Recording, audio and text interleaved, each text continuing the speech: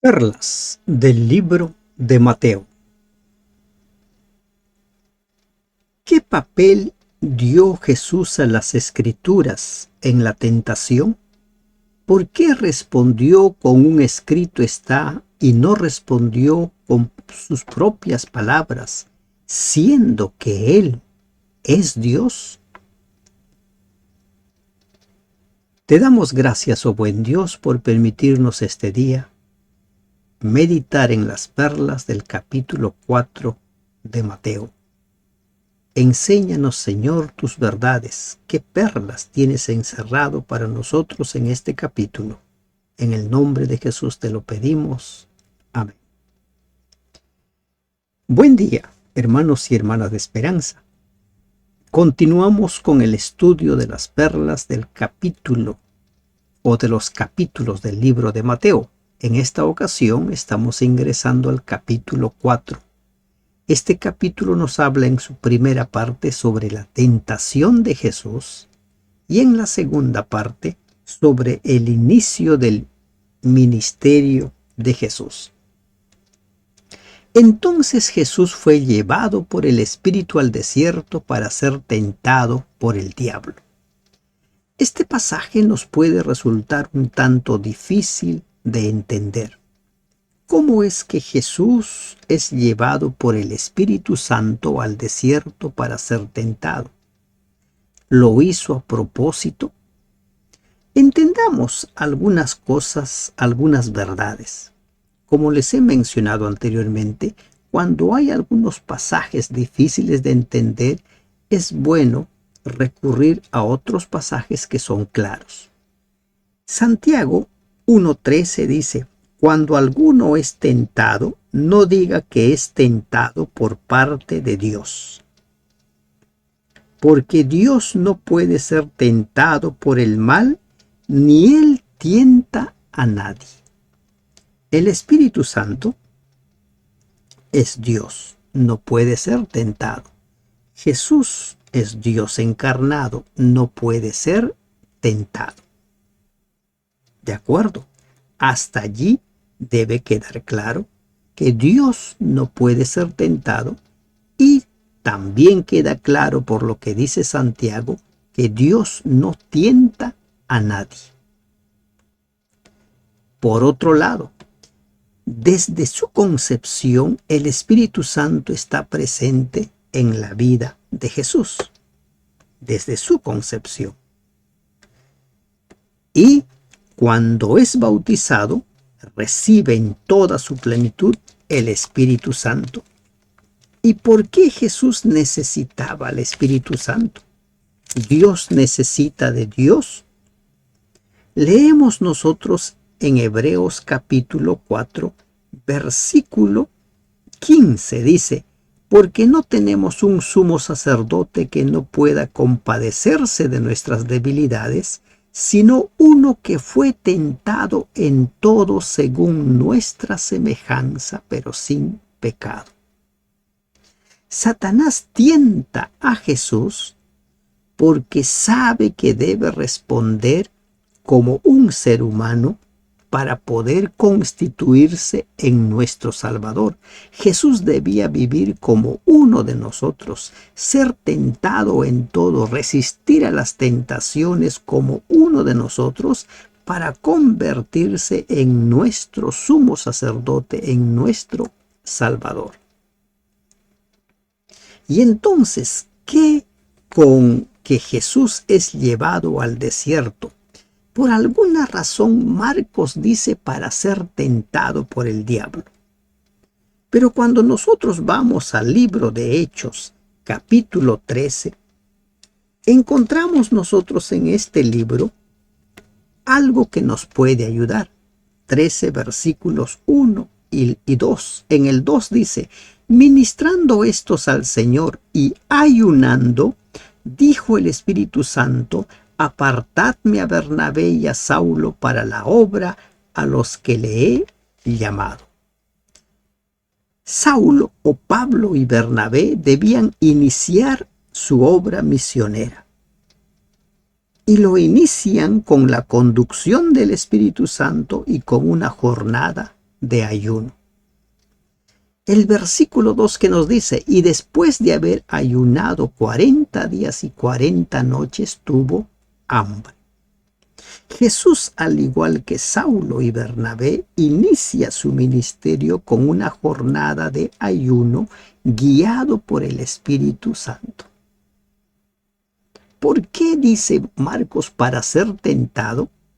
Es un tanto oscuro. Podríamos decir muchas cosas, pero lo claro que es, Dios no puede ser tentado, Dios no tienta a nadie. Jesús tomó nuestro lugar, vivió como uno de nosotros, debía ser tentado en todo para ser nuestro Salvador, ser tentado en todo, pero sin pecado. Y lo otro que encontramos es que Pablo y Bernabé, para iniciar su ministerio, están guiados por el Espíritu Santo y participan de una jornada de ayuno. Y aquí Jesús encontramos lo mismo, guiado por el Espíritu Santo, participando de una jornada de ayuno, preparación para la obra, preparación para el ministerio. Entonces, al final de los 40 días, dice, y vino a él el tentador y le dijo, si eres hijo de Dios, di que estas piedras se conviertan en pan. Satanás es el tentador. Esa perla hay que tenerlo en cuenta. Él es el tentador. Dios no tienta ni puede ser tentado. ¿Por qué Satanás tienta a Jesús? Porque él ha tomado el lugar de nosotros. Es un ser humano. Si eres hijo de Dios, lo desafía. Apóyate en el lado divino. Di que estas piedras se conviertan en pan. A ti y a mí Satanás no nos va a tentar pidiéndonos que convirtamos las piedras en pan. Satanás está buscando que Jesús rompa esa división que hay entre su humanidad y su divinidad. Para ser nuestro Salvador, debía responder a las tentaciones como un ser humano. Y la primera tentación tiene que ver ¿con qué? Con la comida. Muchas personas son débiles ante la comida. Hay una frase que dice, si quieres exterminar a los seres humanos, dice, haz un hueco profundo, llena ese hueco de agua y cocodrilos, pon a las personas a un costado y al frente pon mucha comida y diles que la comida es para ellos.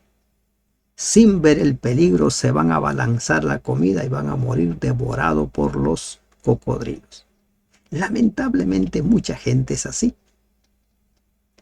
Pero volvamos a Jesús. Es tentado. ¿Y cómo responde a la tentación?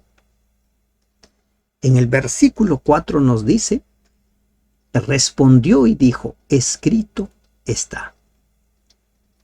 Jesús debía responder como un ser humano, debía responder como nosotros.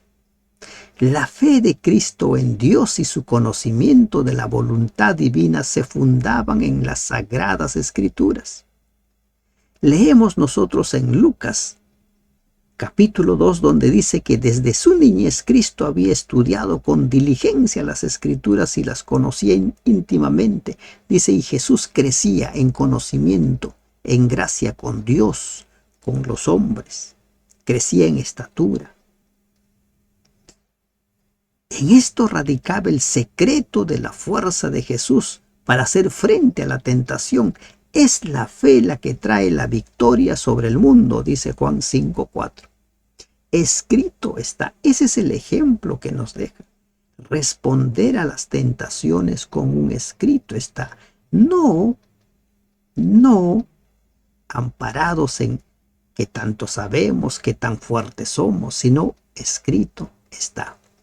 Hay muchas personas que entran a terreno prohibido confiando en su fuerza, confiando en su resistencia, confiando en su capacidad, y lamentablemente son derrotados porque Satanás para nosotros es un enemigo muy poderoso.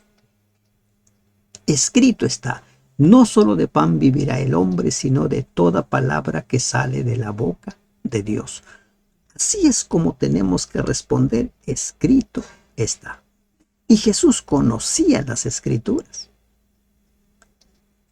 Y ese es otro desafío que tenemos.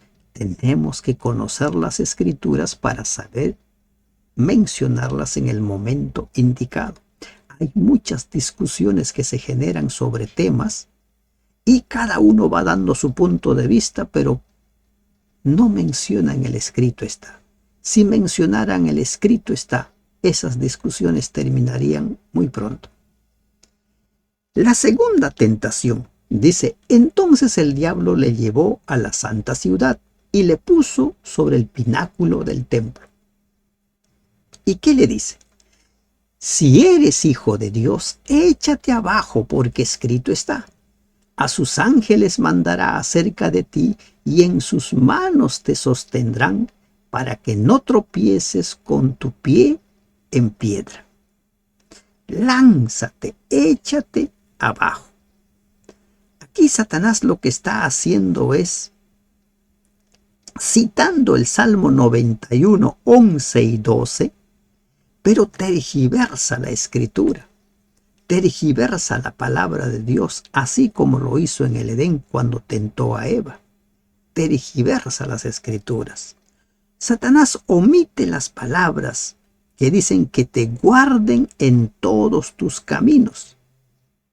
Quizá tenía el propósito de oscurecer el hecho de que tenemos derecho de reclamar el cuidado protector de Dios solo cuando andamos por los caminos que Dios escoge. Satanás bien sabía que cuando un hombre se aparta del camino estrecho y recto, se aleja del terreno escogido por Dios y se coloca en la tierra hechizada del enemigo. Pero Jesús se negó a apartarse del camino de la estricta obediencia a la voluntad del Padre. Y una vez más, ¿qué encontramos? Como Jesús conocía las Escrituras, le respondió: escrito también está: no tentarás al Señor tu Dios. ¿Qué es la tentación? La tentación es probar a una persona con el propósito de hacerlo pecar. Y Dios no puede ser tentado. ¿Qué es tentar? ¿No? En este caso, ¿qué es? Insistir en cosas que sabemos que no es, sabemos que está mal. Si una persona se lanza al precipicio, esa es una actitud suicida. No matarás. Recuerda, no matarás. Y una vez más Jesús responde: escrito también está.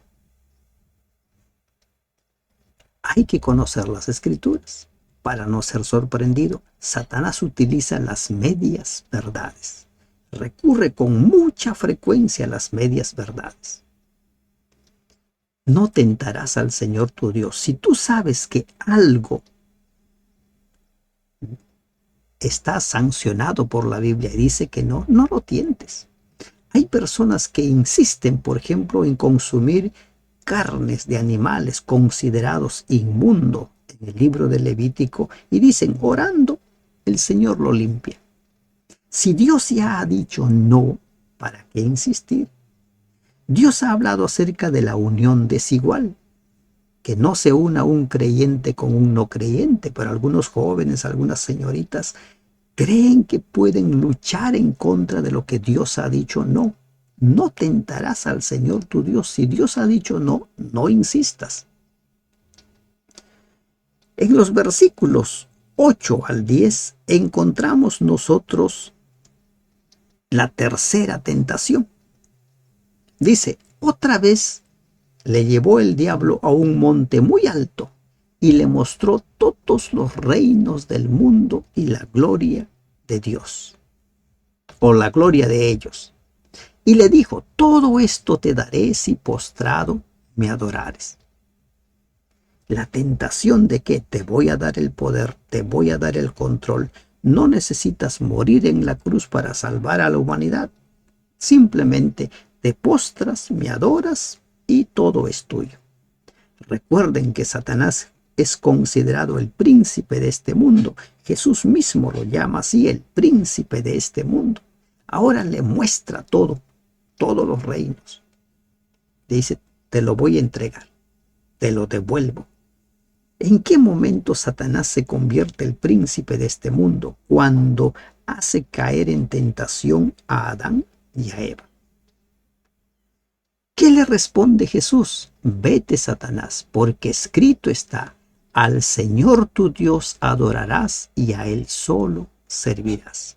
Una vez más, por tercera vez consecutiva, Jesús responde con un escrito está. Esa es la forma de responder a las tentaciones. Siempre con un escrito está. Pero para responder con un escrito está, necesitamos estudiar la Biblia capítulo a capítulo. Y hay muchos cristianos que no les gusta estudiar la Biblia capítulo a capítulo. Solo quieren tomar temas que les gustan.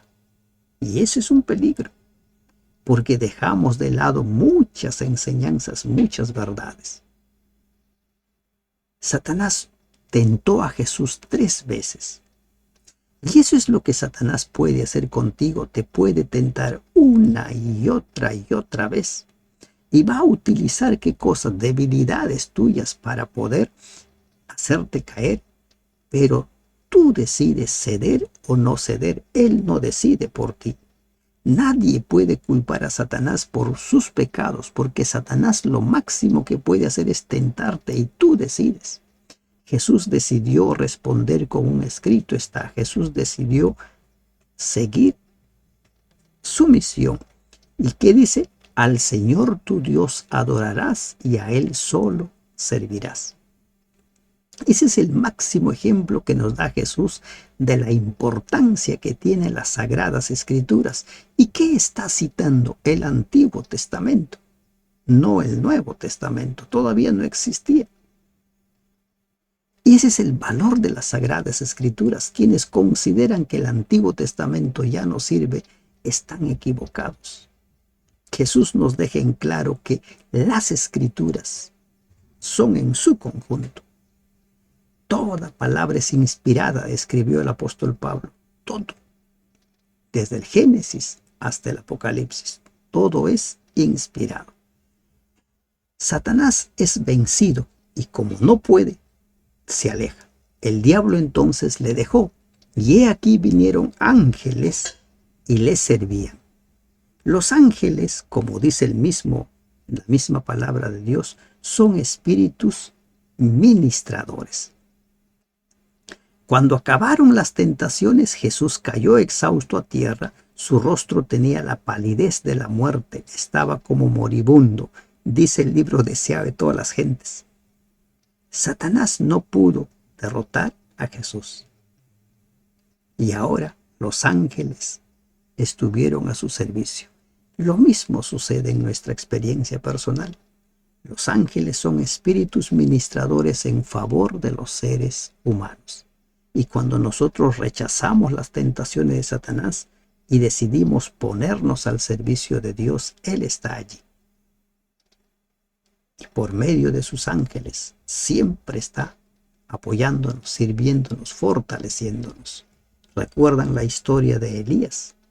Elías estaba con ganas de morir allí debajo de un árbol. ¿Y qué hizo? Dios envió a su ángel para fortalecerle. Cuando Jesús oyó que Juan estaba preso, volvió a Galilea y dejando a Nazaret vino y habitó en Capernaum, ciudad marítima en la región de Zabulón y de Neftalí, para que se cumpliese lo dicho por el profeta Isaías. Que se cumpliese. Una vez más encontramos que las escrituras de por medio, las escrituras prácticamente señalando el camino que Jesús debía seguir. Y esa es otra gran perla. Las escrituras deben guiar nuestro camino. Las escrituras deben conducir nuestro camino. Eso es hacer la voluntad de Dios. Tierra de Zabulón y tierra de Neftalí, camino del mar al otro lado del Jordán, Galilea de los gentiles. El pueblo asentado en tinieblas vio gran luz, y a los asentados en región de sombra de muerte, luz les resplandeció. Esa es la profecía de Isaías, y esta profecía se cumplió al pie de la letra. ¿Qué dice? Tierra de gentiles, Galilea de los gentiles. Recuerden, Israel había sido llamado para ser luz de las naciones. La verdad no era exclusiva para ellos. Ellos debían evangelizar, y cuando Jesús vino, evangelizó tanto a judíos como a gentiles. Desde entonces comenzó Jesús a predicar y a decir: arrepentíos porque el reino de los cielos se ha acercado. Empezó su ministerio, pasó la prueba, se preparó con 40 días de ayuno y oración, el Espíritu Santo guiándole, los ángeles sirviéndole, y ahora Jesús inicia su ministerio y su llamado, que es: arrepiéntanse. Arrepentíos porque el reino de los cielos se ha acercado. Como vimos ayer, Juan también predicaba lo mismo, el arrepentimiento. ¿Por qué necesitamos arrepentirnos? Porque dice Isaías 59:2 que nuestros pecados han hecho separación entre Dios y nosotros, y para volver a restablecer esa relación, esa comunión con Dios, necesitamos arrepentirnos. En resumen, ¿qué es el arrepentimiento? Es el nuevo nacimiento, es dejar de lado nuestras creencias, nuestros pensamientos particulares y volvernos a los caminos de Dios. Cambiar de estilo de vida, cambiar de creencias, de pensamientos. Eso es lo que nos enseña la palabra de Dios. El reino de los cielos se ha acercado. Había llegado el tiempo. Esa expresión, el reino de los cielos, es empleada exclusivamente por Mateo en su evangelio. Mateo emplea 5 veces la expresión reino de Dios, que es la única que usan los otros evangelistas. El reino de Dios, el reino de los cielos. Algunos lo llaman el reino de la gracia y el reino de la gloria. El reino de la gracia es permitir que Dios more a través del Espíritu Santo en nuestras vidas. Y el reino de la gloria, cuando Dios establezca su reino, al cual todos los redimidos tendrán derecho. Andando Jesús junto al mar de Galilea, vio a 2 hermanos, Simón llamado Pedro y Andrés su hermano, que echaban la red en el mar porque eran pescadores. Ahora Jesús inicia, el reclutamiento, el llamado de sus discípulos. Y llega donde 2 hermanos, Pedro y Andrés. Ya usted tiene idea de quién es Pedro. Conoce a Pedro. Llama a estos 2. ¿Qué eran ellos? Eran pescadores. Dice, echaban la red en el mar porque eran pescadores. ¿Y cuál es la respuesta de estos hombres cuando son llamados? Les dijo: venid en pos de mí y los haré pescadores de hombres. Vengan, síganme. Ya no van a pescar peces, sino van a pescar personas. En el sentido de convertirse en discípulos que dedicaran todo su tiempo al discipulado, venid en pos de mí. De allí en adelante, Pedro y Andrés debían tener como única ocupación el ser alumnos de la escuela de Jesús. Ministros a tiempo completo. Venid en pos de mí. ¿Y cuál fue la actitud de ellos? Ellos entonces, dejando al instante las redes, le siguieron. Aceptaron el llamado. Pero nadie acepta el llamado de un desconocido. Vemos nosotros más adelante, por ejemplo, en Juan, cuando ellos dicen, hemos hallado al Cristo. Y en este mismo pasaje vamos a ver cómo es que más de uno dice, hemos hallado al Cristo. Ellos sabían a quién estaban esperando. Nadie deja todo para seguir a uno que no conoce. Por eso necesitamos conocer a Jesús para aceptar también su llamado. Y ellos se convierten en los primeros misioneros a tiempo completo. Ya no serían pescadores para ganarse la vida. Ahora pescarían personas y por medio de ello también ganarían el sustento.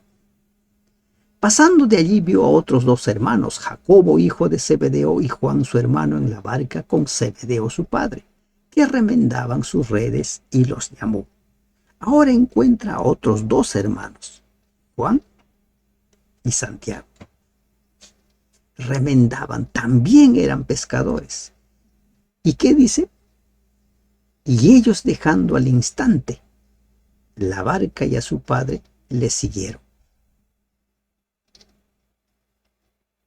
Estos hombres también dejan todo y siguen a Jesús. Los llamó. Nadie sigue a quien no conoce. Recuerde, usted no se va detrás dejando todo de una persona que no conoce. Ellos ya tenían una idea quién era Cristo. Y lo vamos a ver versículos, capítulos más adelante. Ellos tenían una idea. El pueblo esperaba al Cristo y ellos veían en Jesús al Cristo y por eso dejan todo. Y estos son los otros dos hermanos que se convierten en misioneros a tiempo completo. Ya no se dedicarían a la pesca. ¿Cómo harían para vivir? La misma palabra de Dios dice, los que predican el evangelio deben vivir del evangelio. Y vamos a ver también más adelante que el grupo de Jesús tenía un tesorero, Judas. Todo grupo organizado necesita de recursos para cumplir con su misión. Aún Jesús con sus discípulos necesitó de recursos para cumplir con su misión. Por eso es que quienes rechazan, reniegan sobre la devolución de los diezmos y las ofrendas, cometen un grave error. Lo que están diciendo es, hay que dejar sin recursos a la iglesia de Dios para que no cumpla su misión. Y esa es solamente una obra satánica. Los llama. Ya son 4 misioneros a tiempo completo. ¿Cómo iban a vivir? Veremos también más adelante que hubieron personas de recursos, personas económicamente muy solventes que financiaron la obra de Jesús. Y recorrió Jesús toda Galilea, enseñando en las sinagogas, predicando el evangelio del reino y sanando toda enfermedad y dolencia en el pueblo. Jesús, a lo largo de su ministerio, hizo estas 3 actividades. Enseñaba, predicaba y sanaba. Esas 3 actividades. Y es lo mismo que se espera que nosotros hagamos. Enseñar, predicar y sanar. No solo los médicos sanan. No solo los médicos sanan. Quien perdona también sana. Quien escucha a una persona desesperada puede ayudar a sanar. Recuerde eso. No solo los médicos sanan. Enseñando, predicando, sanando. Esas 3 actividades hemos de tenerlo presente. Y se difundió su fama por toda Siria, y le trajeron todos los que tenían dolencias, los afligidos por diversas enfermedades y tormentos, los endemoniados, lunáticos, paralíticos, y los sanó. En el libro de Marcos, ahora que estamos estudiando en la lección, vemos reiteradamente el pedido de Jesús a las personas a quienes les sana. No lo digan a nadie, no lo comentan. No lo comenten. A pesar de ello, la fama de Jesús se divulgó y llegó a lugares lejanos, no solo en tierra de los judíos, sino también en tierra de los gentiles, por toda Siria. Y empezaron a traer a toda persona que estaba mal espiritualmente, físicamente, psicológicamente, y Jesús tenía sanidad para todos. Para el enfermo físico, para el enfermo espiritual, para el enfermo mental, para el enfermo psicológico, para todos Jesús tiene la solución. Dios tiene la solución a todos los males, a todos los problemas. Y le siguió mucha gente de Galilea, de Decápolis, de Jerusalén, de Judea y del otro lado de Jerusalén. de Decápolis, tierra de los gentiles, no era tierra de los judíos. Mucha gente. Jesús había venido a ser luz para las naciones, lo que Israel debió haber sido. Ahora Jesús viene para que eso se cumple, ese cometido, ese propósito de Dios se cumpla, ser luz de las naciones. Y después, cuando Él forma su iglesia en base a los apóstoles, les da esa misma comisión, ser luz de las naciones. Perlas, qué gran perla. Respondamos siempre a las tentaciones con un escrito está. Siempre escrito está. Y para ello, escudriñemos las Escrituras capítulo a capítulo. Que Dios te bendiga.